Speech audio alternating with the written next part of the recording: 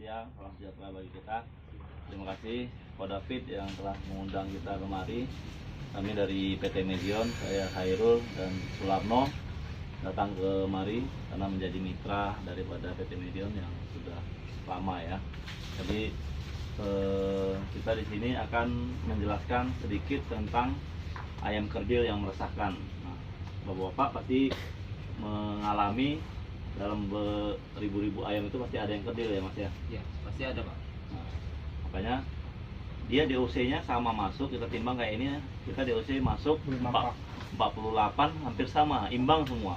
Nah, sama seperti manusia juga lahir sama semua ya, tapi lama-lama nanti pertumbuhannya ada yang cepat, ada yang lambat. Nah ini kita akan pelajari di ayam, jadi ayam kerdil yang meresahkan gitu ya. Ada empat bahasa materi yang akan kita bahas, yaitu faktor penyebab, gejala klinis, patologi anatomi, penanganan dan pencegahannya. Nah, ya. Jadi kita pelajari yang pertama yaitu faktor penyebab.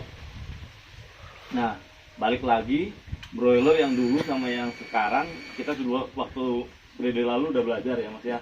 Kalau broiler sekarang disebut broiler modern. Modern ya. Ya. Kalau yang dulu modern broiler klasik ya. Jadi keunggulan broiler modern itu yang pertama pertumbuhan badannya cepat.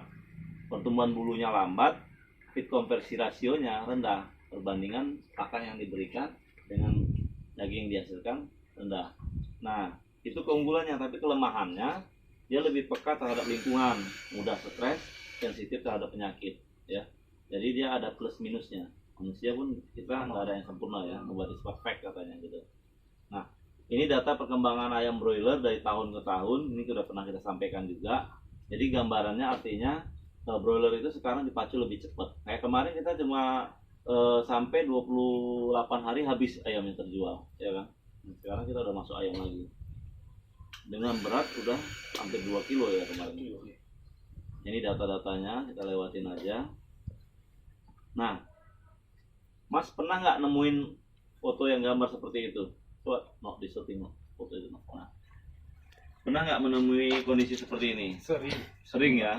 Ayam dengan umur yang sama Mas. Tengok yang sebelah kiri dengan yang satunya sama, satu kayak DOC, satu udah kayak bapaknya gitu ya, ibunya. Yang sebelah kanan juga itu. Nah, itu kondisi seperti ini disebut sindrom kekerdilan ya, sindrom kekerdilan. Nah, istilah nama lainnya sindrom kekerdilan bisa, RSS bisa. Kadang-kadang dokter hewan datang, oh ini penyakit RSS. Kita harus tahu, stunting syndrome namanya.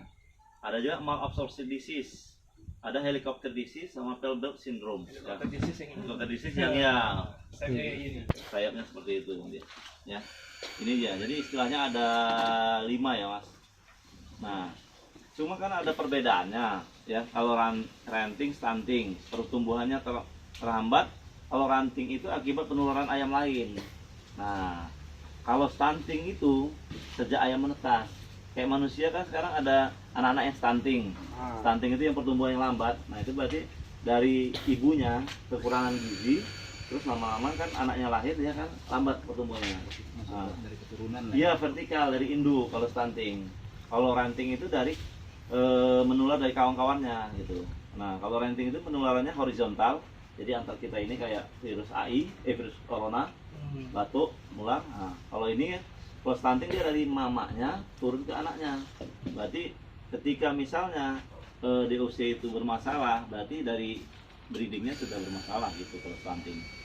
Nah, kejadian kasusnya kalau ranting itu sedikit 3-5%, tapi kalau stunting kalau dari induknya udah bermasalah sampai 50% kerdilnya Mas. Jadi kita bisa bedakan, kalau kerdilnya cuma sedikit kayak kemarin kan cuma dikit. Nah, itu toleransi, berarti tidak ada masalah gitu ya.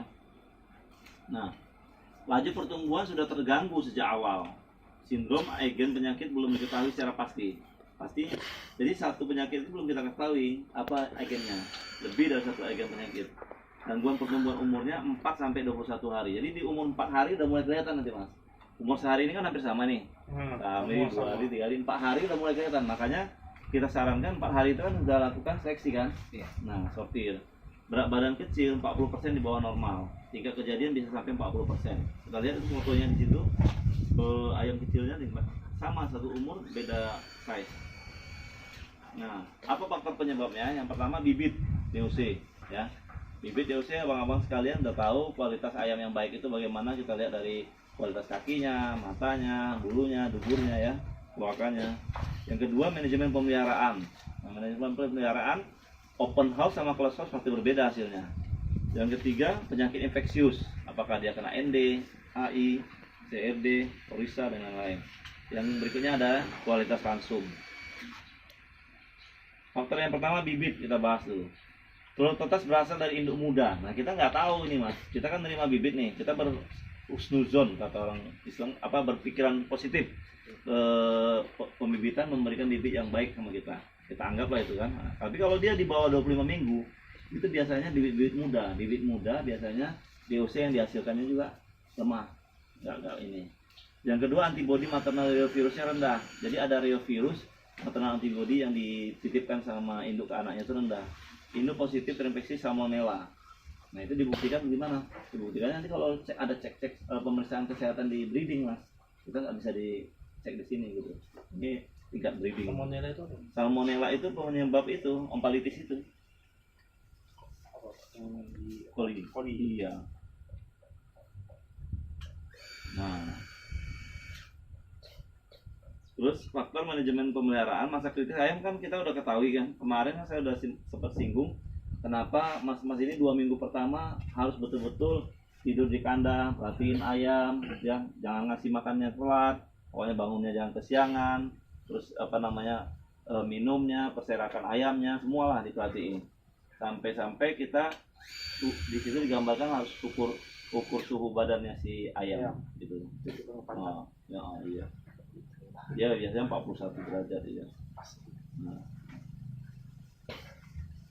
Kenapa dia 2 minggu, kita mengulang kaji lagi ini semalam udah pernah saya sampaikan. Kenapa dia harus 2 minggu itu kita kejar mas? Kenapa? Ingat nggak? Saya pernah jelasin. Pertumbuhannya. Ya, pertumbuhannya lebih cepat. Oke. Yang kedua.